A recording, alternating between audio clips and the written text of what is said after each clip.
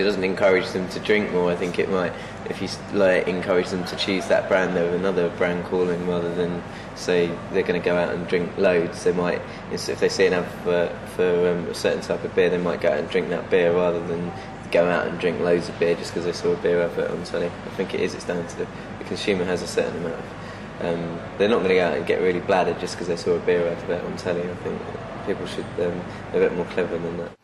There is a big sort of price discounting on the high street at the moment. It's just the competition that people are going lower and lower. I think we want to try and sort of steer away from charging like really low prices. We want to focus on the customer service and the quality of the drinks.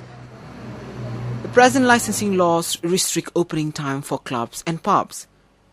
Some say the 11 p.m. kick-out time might force drinkers to drink quickly against the clock. Because of the historical licensing laws in England, we've had the culture of heavy drinking within a restricted period of time. It's actually developed like a fast drinking culture, almost like the fast food culture. You know, everything's faster, and the whole idea is get them in, get as much down as you can, move on to the next place, and it's just all speeded up.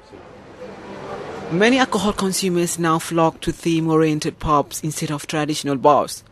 More of such pubs in the city centre mean a large concentration of drinkers in small areas.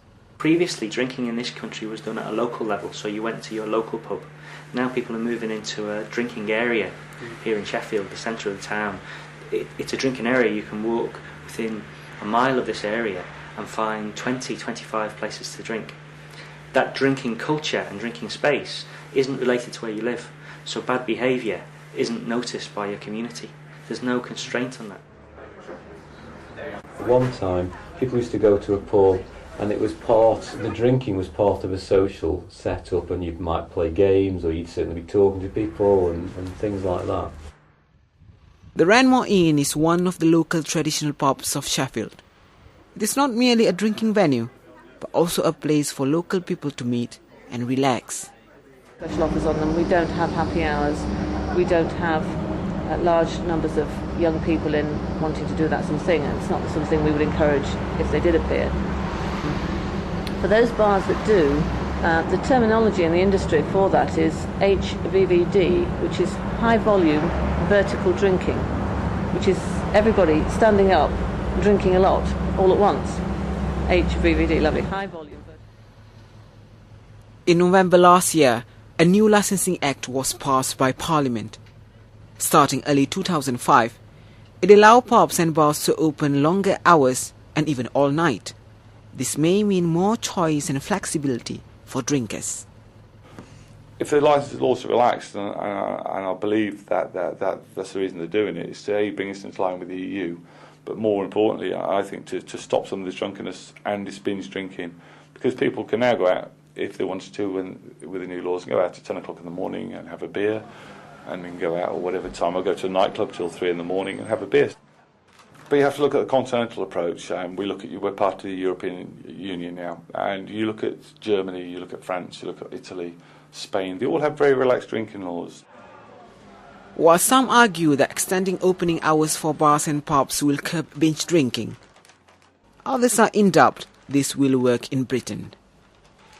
It might be if we look back at this in 20 years' time. You don't change the culture of a country overnight.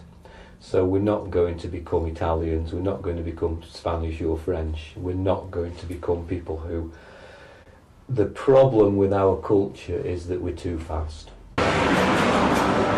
We have fast food, we have fast drink. We're time driven in this country, in this culture. We're so bang on the clock all the time. If you go abroad to where the licensing laws are over more extended hours than ours, again, it's always the British elements that are the ones that are rolling around in the gutters drunk, because they take the British culture abroad and don't take into account the fact that they've got these longer hours. I think it's going to take some time for it to filter through, but hopefully, in the long term, then the plan will work. The government have a tough task before it. getting people to enjoy the odd beer without going overboard, to educate people of its potential harmful effect. But this responsibility needs to be shared by the alcohol industry as well as all of us. Faizal Kasmani for Just News.